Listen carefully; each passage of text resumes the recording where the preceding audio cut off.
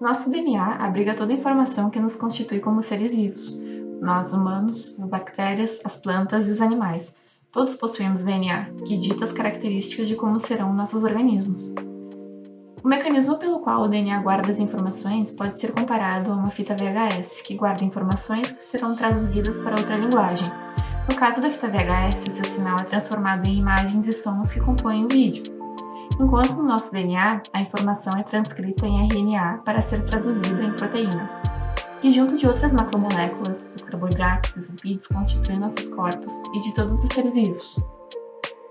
A informação do DNA é guardada de acordo com as sequências de nucleotídeos, adenina, timina, citosina e guanina.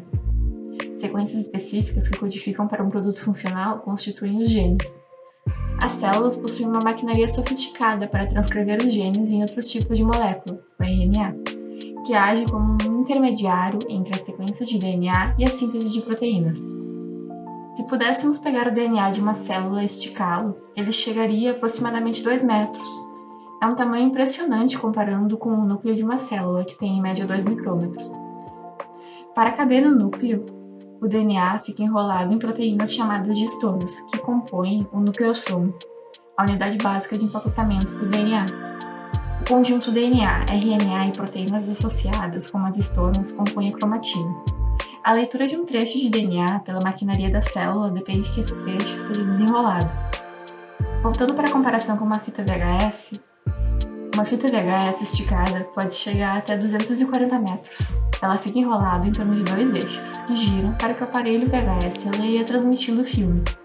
De maneira semelhante, o DNA da cromatina deve ser desenovelado para que as suas informações possam ser transcritas em RNA e traduzidas em proteínas. Assim como a fita VHS de um filme conta uma história, o DNA também conta a nossa história, evolutivamente como uma espécie e individualmente também por causa de mecanismos epigenéticos. A epigenética é a área que estuda como estímulos ambientais influenciam na expressão gênica, sem modificar a sequência de nucleotídeos do DNA, mas afetando o grau de enovelamento da cromatina. Existem diversos tipos de modificações epigenéticas. As mais conhecidas são a metilação e a acetilação. Metilação é a ligação de um grupo metil nas citosinas do DNA, ou as histonas, o que geralmente atua reprimindo a transcrição do DNA.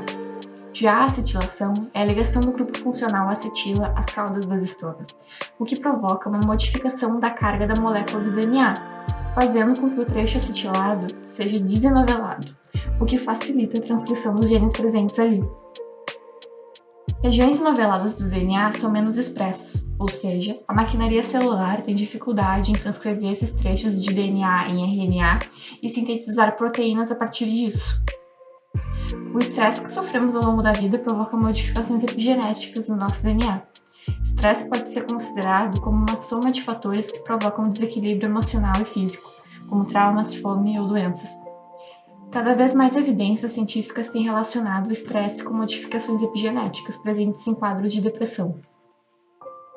Essas modificações epigenéticas provocam desequilíbrio na regulação da expressão gênica, que no cérebro, por exemplo, pode prejudicar o funcionamento dos neurônios e a plasticidade sináptica, que envolve a capacidade de adaptação das células nervosas a novos estímulos. Essas alterações podem resultar em um quadro de depressão, que tem sintomas variados. Alguns deles são anedonia, que é a perda do interesse em atividades que costumavam proporcionar prazer, alterações de sono, excesso ou insônia, ganho ou perda de peso, irritabilidade e ideação suicida. O aparelho VHS não é capaz de ler uma fita amassada e o filme gravado nela não pode ser assistido. Felizmente, somos mais resistentes que uma fita VHS, mas as experiências que passamos ao longo da vida podem modificar a expressão dos nossos genes através da epigenética, alterando nossa história. A depressão é uma doença multifatorial. Cada dia que passa, novas descobertas são feitas sobre suas diversas causas e possíveis tratamentos, muitas delas envolvendo epigenética. Mas ainda assim, a depressão traz um grande fardo para a vida de quem a possui, daqueles que convivem e em grande escala para a economia local. Portanto, se você convive com alguém que apresenta algum dos sintomas de depressão, procure auxílio do centro de atenção psicossocial mais próximo, para que nenhuma história seja abreviada.